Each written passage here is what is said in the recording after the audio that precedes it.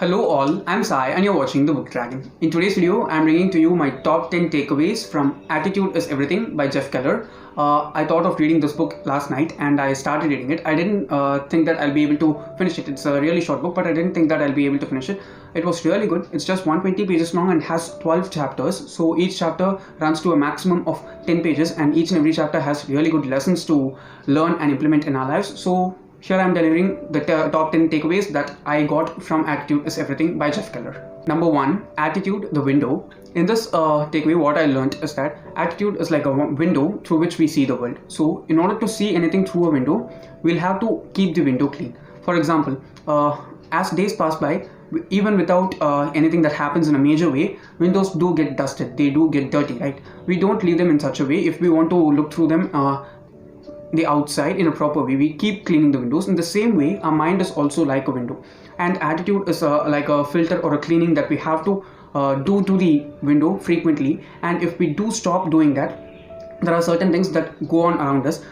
We don't know the things that are happening, but subconsciously our window gets blocked or smudged, or it gets smoky or dusted in many ways. In order to remove that filter of negativity and see the world as it is in a positive way, we'll have to practice certain things in order to clean that window and make our view clear for the world. Number 2 is you are a human magnet. This point actually deals with the law of attraction, which we have seen in many self-help books before. I have personally seen the law of attraction being focused a lot in many of the self-help books that I've read, and also in most of my all-time favorite self-help books as well.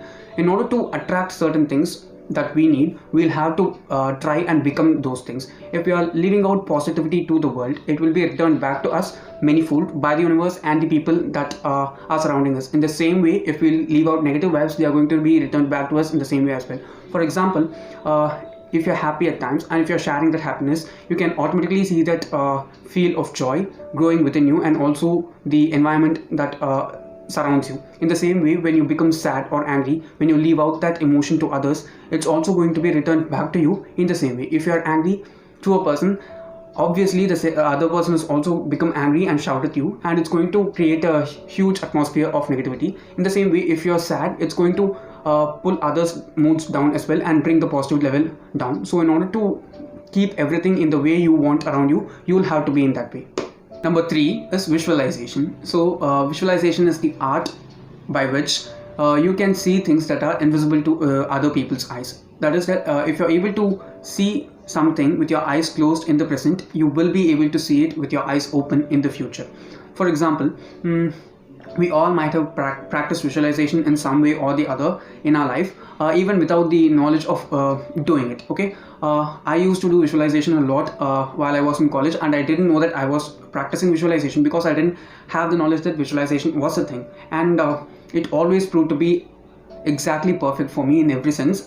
It has given me really good things. Okay, I visualized certain things in my mind without knowing that it's going to result in that way, and it has always resulted in a positive way for me. And that's one of the things which I was able to relate a lot with in this book. And it's also a really easy thing to do. It might feel a bit hard or tricky while you begin, but if you keep on practicing visualization, it becomes easier, and it will also give you a brighter picture for the future. Number 4, the power of commitment. Commitment is something which has a huge power when it comes to having results. So in order to understand the power of commitment, you will have to make a commitment. For example, if you have to finish reading a book, okay, you'll have to commit to finish reading that book in some way or the other. That's one of the main reasons why I put a book in my TBR saying that it was going to be a buddy read, and it did help me read that book sooner than I thought I would, because that book was something which I've been planning to read for like 3 to 4 months already, and I didn't pick it up at all. And once I made the commitment of that I'm going to read it along with you people as a buddy read in this channel, I ended up reading it in just 2 days. Okay, the power of commitment is always really high and really positive. You will not be able to understand its efficiency and power until you make a commitment and work towards it. It will also increase your the vigor of the amount of work that you put towards it, and obviously the end result of that work will be even more powerful. Number 5, the power of words. In this, what I learned is that while talking anything, you'll have to choose the words in a proper way, because the power of words is really abundant. Because What you talk is explained as a cycle in this book. Your words manifest into your beliefs, and your beliefs are going to result in the actions that you're taking, and those actions are going to shape the results of what you're doing. So in order to get a positive result at the end, you'll have to talk in a positive way. It might seem lame to say that your words are going to manifest into your beliefs, which in turn are going to translate into actions and results. But the thing that he explains here is that you might think that adding a small negative phrase while talking in a normal way to a person might make you feel like it's a really normal thing, it's not going to affect my future in any way. But what he says is that while this small amount of negativity keeps on repeating itself for like hundreds and hundreds of times, even thousands of times in a really normal conversation, it will result in manifesting your beliefs, and those beliefs will translate into your actions, and as a result of those actions, your results are going to be positive or negative. So in order to make your results positive, you'll have to use positive words and avoid negativity as much as you can. Number 6, how are you? This is a really close point which I considered, because I was able to understand what the author was saying to trying to say in a really deep level. Because this question, how are you, is something which we get asked on a really regular basis by various people with whom we are in contact with. They can be friends, they can be relatives, they can be colleagues, they can be just acquaintances in any way. But the way in which you answer this question is going to decide your design your future in a proper way also, even though you know it or not. This actually results from the previous point, that is, your words have powers, that is, you have to choose your words properly. The question how are you has many replies, but all these replies according to this book are categorized into 3 types: the positive reply, the mediocre reply, and the negative reply. And the type of reply that you're giving is going to determine how your future is going to be, and it's based on the concept of that words translating into your actions and results.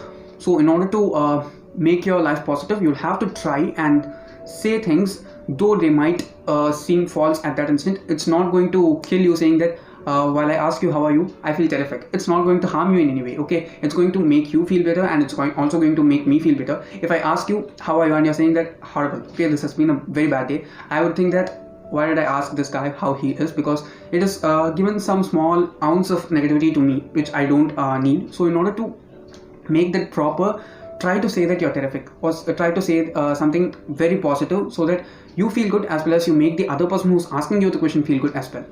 Number 7, stop complaining. This is one of my favorite points from this book, which is that there is a difference between complaining and addressing your issues, and you'll have to decide whether you're complaining or addressing in a proper way.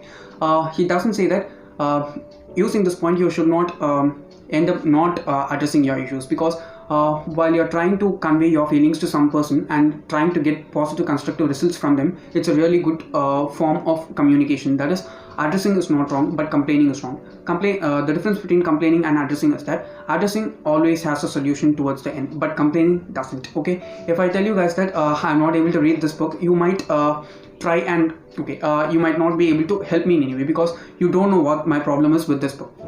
But if I tell you that these are certain issues that I'm facing with this book, so please tell me if you can help me out in reading this book. If you can tell me ways using which you read the book which might help me complete the book as well. So it's going to be helpful for me, and it's also going to be helpful for you that you shared your knowledge with me. So complaining is not going to help in any way. Another thing which he says is something really true, and I'm sure that everyone will know that as well. While you complain, 90% of the people don't care, and the rest 10% are glad that you have that problem. So always stop complaining and try to address your issues and get them solved from people whom you think are fit for it. Number 8, associate yourself with positive people. Okay, for example, this actually just results in being a part of a community. There might be some field of interest for you which is shared by many people across the world. For example, I'm a person who likes reading, but I don't have that many people who are that much interested in reading as I am in my vicinity. So I just started this channel, and I'm able to communicate my thoughts with you guys, and you guys recommend me certain things. I'm able to read those stuff. All those things happen, but I'm not saying that this is the only way. Okay, there are multiple things. Okay, social media is one of the bones, if you ask me, when it comes to forming a community and being a part of community. So if you want to become greater in life, try to find people who have or who share the common interests that you have, and try sharing your opinions. Try to gain knowledge and make yourselves better in the field that you are aspiring to be better, and it's definitely going to make a massive change in your life. even I am not that good in being part of a community. I talk with you guys in the comments and in my Instagram DMs and my emails, but apart from that, I don't make much of an effort to talk with other people. That's something which made me think that I should start doing this, because it's going to help me in some way or the other towards the future. It's not going to be easy in any way, it's going to be tough, but as the days pass on and as I practice, it's going to be easy. So always try to be a part of a community. Number 9, confront your fears. I like this point also a lot, mainly because fears are some of the things which just hold us back from achieving what we want to achieve, and one of the main ways in order to get out of those fears is just through them. Okay, avoiding a fear is not going to get you rid of that fear in any way, but if you accept that you are afraid of something and you face it in a proper way, in an energetic way, and you accept that, okay, I am afraid of this thing, and what is the reason behind this fear. You will have to try and analyze it in a proper way. The first thing that you have to do is analyze and get to the roots of that fear and try to cut it from the roots. If you're just trying to hide that fear and make believe that it's not there, it's not going to help you in any way, because at some point that fear is going to come out and it's going to cause you problems in some way or the other. I'm not saying that you'll be able to chop off that fear completely from your life, but once you accept that you're afraid of something and you understand what is the reason for that fear, you will be able to deal with it in a proper way, and it will definitely help you make your future better. Number 10, get out there and fail. Okay, in order to succeed, you will have to fail multiple times. Those 10 failures are not going to matter to you in any way if you are winning for the 11th time. Okay, he quotes out different people, different very inspirational people and very, very successful people in their lives who have failed like multiple times. Okay, it's shown in such a way that if the success is once, the failure has been 50 to 100 times before that success. And when people see that success, no one knows about that failure. No one's going to understand that failure. No one's going to pay attention to it, because it doesn't matter. Once you win, you won.